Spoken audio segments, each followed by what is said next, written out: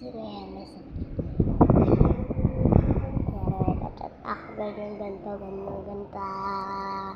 So, ang ano yun natin, investigador natin ang ka-classmate niya.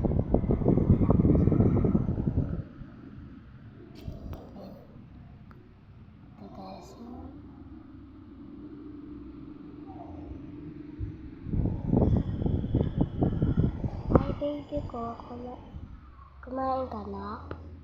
Love you.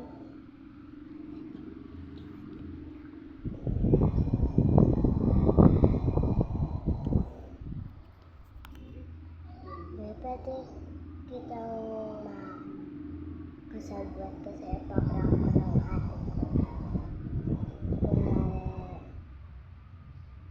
Alam mo, kachat kita, boyfriend kita. Pagkilig ka ng lalaking profile.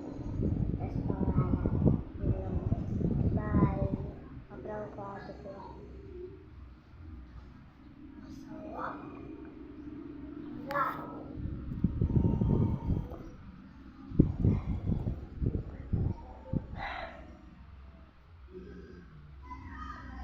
So, itong prank na to, I'm just kidding my brother.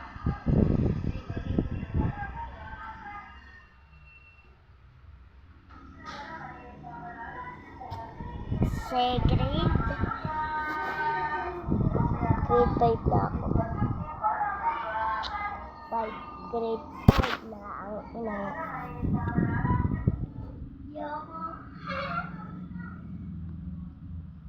Uy, pero mausok ka. Ito mo namang ginagamit ng taong ini.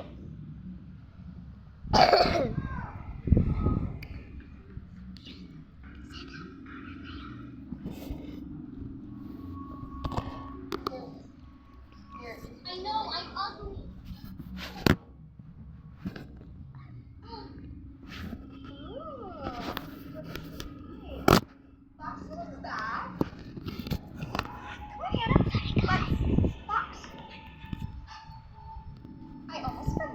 I got your little present. Now you're ready to be shipped off to another country. Sorry, I'm late.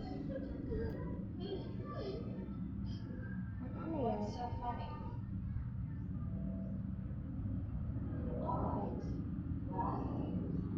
In today's lesson, it will require all of us to be alone.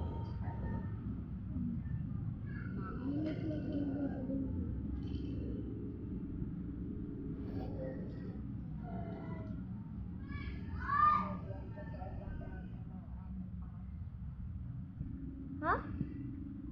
Guys, di ba walang sinabing ganyan? Baliw ka, kagahapon pa yan nung lab.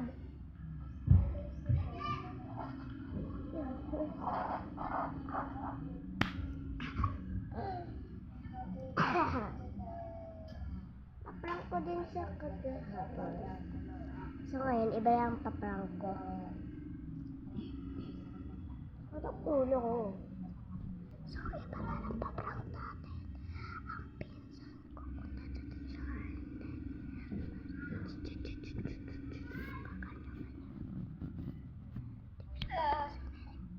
Sorry.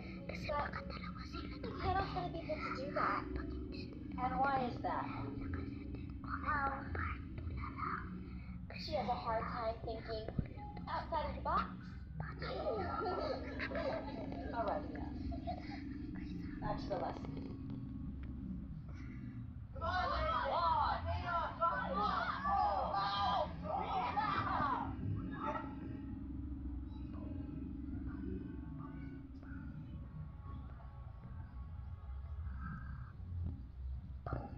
Wow. Sure. So, yun na. Stop teasing me! Pag hindi nakatatino, pero kung pinsan, ate ko na lang ulit paprank ko. Just kidding, ate. Susambong kita. Yun lang. Today, the craziest thing happened. I had to take my box off. Guys, pag tinaw po yung storage, sasapakin ko kaya He called me ibagtat. something I can never believe. He called me pretty.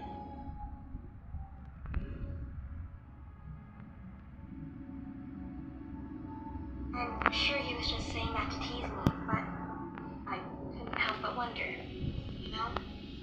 I haven't looked at myself in the mirror in years. Don't even remember what I look like.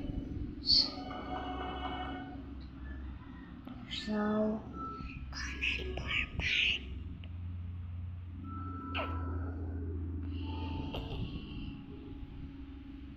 ayun nga, mag-shoutout muna ako kay Tilara at ng anak ko. Joke lang, hindi ako mag-shoutout pag marami na ako comment. Pag marami na sa kalag ko comment, mag-shoutout ako. Bye!